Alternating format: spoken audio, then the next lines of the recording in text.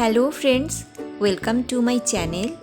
এখন বর্ষার সময় অনেকেরই জ্বর সর্দি কাশি হচ্ছে, মুখে রুচি চলে যাচ্ছে।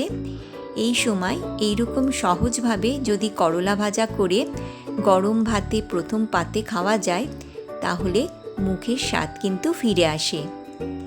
এখানে আমি নিয়েছি করলা, পটল, কুমড়ো আর বিনস।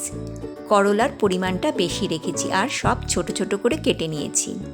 কড়াইয়ে সর্ষের তেল গরম হলে গ্যাসের ফ্লেমটা মিডিয়াম করে দিয়ে দিলাম করলা। 1 মিনিট মতো নাড়াচাড়া করে নিলাম।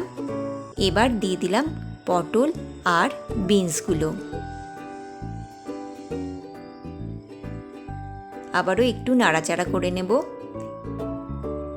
দিয়ে দিলাম নুন দিয়ে ভালোভাবে মিশিয়ে দেব আর একটু নাড়াচাড়া করে নেব। 2 মিনিট হয়ে গেছে। এবার দিয়ে দিলাম কুমড়োগুলো। কুমড়ো তাড়াতাড়ি সেদ্ধ হয়ে যায় বলে কুমড়োটা পরে দিলাম।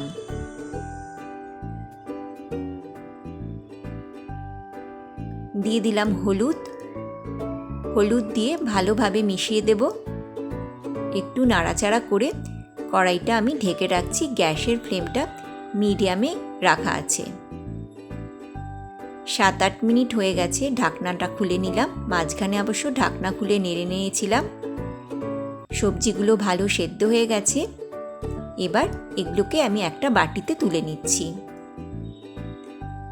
রেডি হয়ে গেছে আজকের খুব সিম্পল রেসিপি করলা ভাজা।